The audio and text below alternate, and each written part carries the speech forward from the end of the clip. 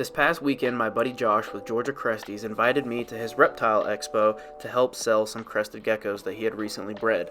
While Josh was selling his crested geckos, I got distracted by isopods. I've always wanted to set up an enclosure and breed some of my own, so I figured I might as well grab some while I'm at the expo. The first thing I grabbed was some Rolly Dirt from Rolly Boys. I'll link his Instagram down below. I found this piece of cork bark here for like $2, and then I got this tub off Amazon for $20 for two of them. It's like a spider terrarium, but I'm going to use it for the isopods.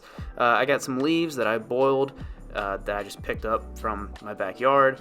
And then I got some fish food and cuttle bone for the isopods themselves. And then obviously right here are the Spanish orange scarabs that I picked up. This substrate from Rolly Boys is awesome. It's got sphagnum moss, leaf litter, activated charcoal, and pretty much everything that a new isopod enclosure is going to need. I decided to fill it up about 1 inch to 2 inches beneath the bottom ventilation holes, just to make sure that none of the isopods are going to be able to escape their new enclosure.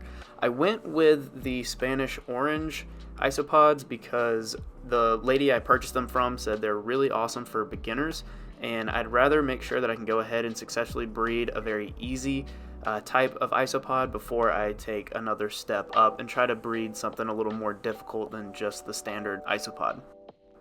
Now that we got our substrate figured out, we're going to go ahead and put in this piece of cork bark. The isopods are going to use this cork bark as shelter, and that's where they're going to start breeding as well, hopefully.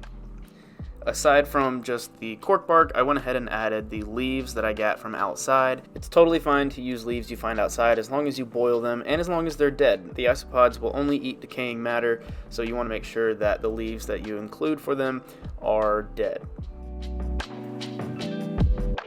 As I was getting ready to move the Spanish oranges into their new home, I saw that this guy actually started to molt. Isopods are considered crustaceans, so much like a crab, they will shed their exoskeleton. So you need to make sure that your enclosure for your isopods is nice and moist, but not overwatered because you can drown them.